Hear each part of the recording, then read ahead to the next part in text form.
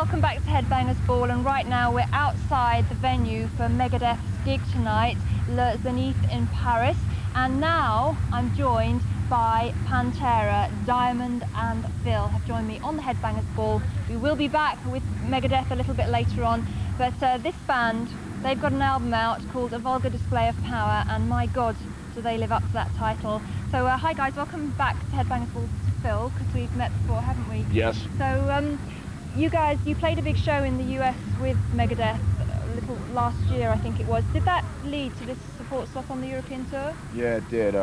In the past, you know, we had bad blood and stuff like that. We played the show together and mellowed things out, you know, kissed and made up, so to speak. And here we are on this tour. Everything's really smooth and cool. Going well. Mm-hmm. Okay. Now, I read somewhere a little while ago that you thought that the Marquee Club in London, the headline show that you played there, was like one of the best gigs that you'd ever played. Do you still enjoy the challenge of a support slot? We like just to play in general. You know, we like to play shows, and no matter what the so-called obstacle or the situation or whatever it is, you know, it's fun to play. And like the other night, we played with Megadeth. It was like a smaller place, small club, and it was killer, man. We miss those. We miss those. Right. Now, your last album, Cowboys from Hell, was very raw, very aggressive. For A Vulgar Display of Power, how did you try and eclipse that? We just did it like we do it live.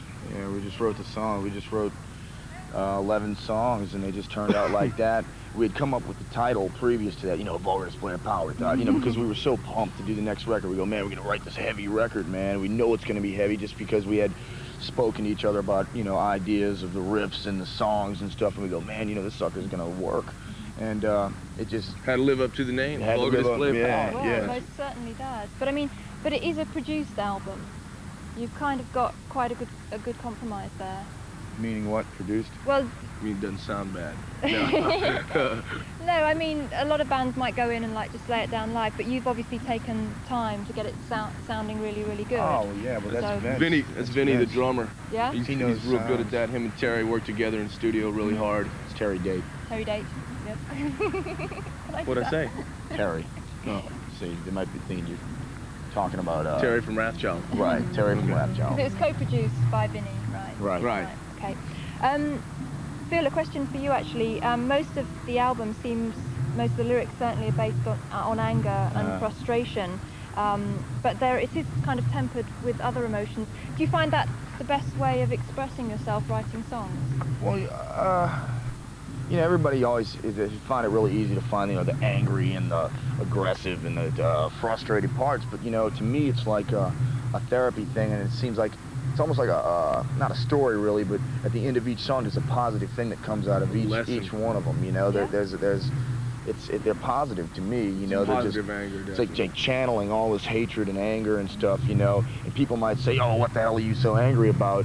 You know, I live in the States, man, just like anybody else, and I'm 24 years old. You know, these are times when you know, you should be at your happiest, you know, but there's something always there to swat you down and stuff like that. Always just, you know, this roadblock and all these damn rules that you have to live by.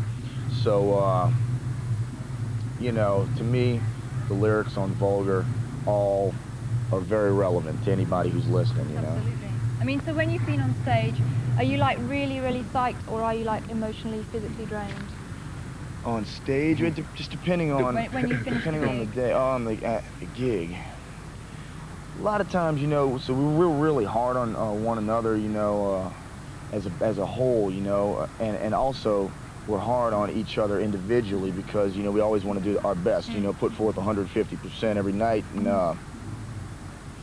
you know, that's usually the main topic after a show, you know, just how we did, and if everything clicked and happened, man, we damn well know it. We're usually ready to drink some beer afterwards. Thank you very much. After I've already had about a 6. All right, well, perhaps you'll stay with me a little bit more because we are going to see some Pantera on video now. And this is the first video actually from A Vulgar Display of... There you go, that was White Zombie with Black Sunshine, and Like as you can see, Sunshine. oh absolutely, featuring Mr. Iggy Pop, which is pretty cool. And as you can see, Diamond and Phil from Pantera is still with me on the special edition of the Headbangers Ball from Gay Paris, and we're talking about their album, A Vulgar Display of Power.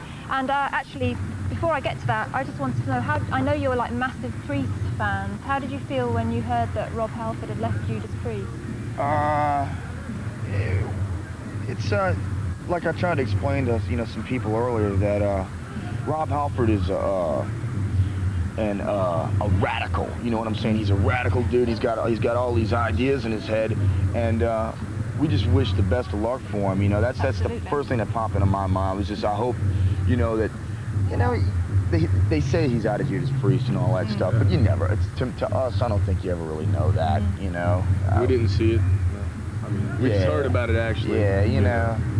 We need to probably talk to him on the phone or something. Yeah. Just ask him what's really up, because there's probably a lot more to it than sure. Meets the eye, I Sure. would imagine. Okay, now you guys describe your sound as power groove. That was how you described it on Cowboys from Hell. How have you developed that for A Vulgar Display of Power? Well, Heavy we write songs that move people instead of going 100 million miles per hour. Instead of following anything, really, we just write songs that will move you, and make you want to dance, man. And I'm not talking about, for those of you who don't know, we're not talking about ballroom waltzing. We're talking about Banging. dancing. You know what I'm saying? You punks out there know what I'm talking about. Anyway, it's like writing songs that we feel, that make us feel one way or another, and that's what It's like not trying; it's just like letting it happen. Yeah, letting it happen. Okay, let's think of this. No, we don't think very much. It works. It works. I mean, on the album there are some kind of mellower moments. Was it the intention that these would make the heavier parts all the more like intense and shocking? It works that way, but dynamics. Dynamics. Dynamics. Sure. It definitely wasn't trying to be a hit single or something like that. No, we just write songs. Period. But it gives some light and shade, doesn't it?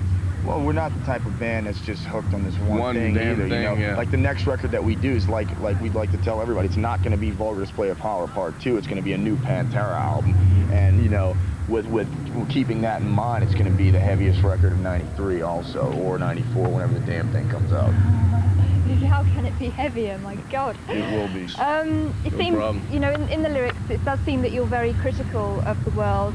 Do you hope that you can change anything through lyrics or music? Not really change anything, just enlighten people a little bit, But I'm no preacher. I'm just singing songs that make me feel a certain way. I'm not saying to, take for instance the song Walk. That's about, when I was on tour, or any of us are on tour, we go out and we leave, and we can't call everybody all the time anymore. We can't drink beer with the same buddies. Yeah. You can't do that anymore. This is our job. This is what we do. This is what we love. This is what we've worked for years on end. And then you get back into town, and all your friends who you thought were your friends are all snickering behind your back and talking about this and that, and just Phil's not cool anymore, and Darrel's just he's we a really rock changed. star. Like we've really changed. And that's what Walk's about. Walk's about, it's like show some respect and just walk on, man, because you've done talk behind my back. Here's my face now. Talk to me like that now, because when they see you, they're like, hey, cool, dude, good to see you, man, right on.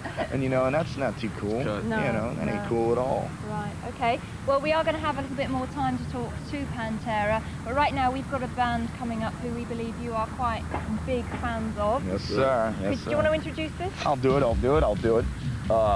Ladies and gentlemen, this is Crowbar with Subversion, Kirk and the Boys. Check it out.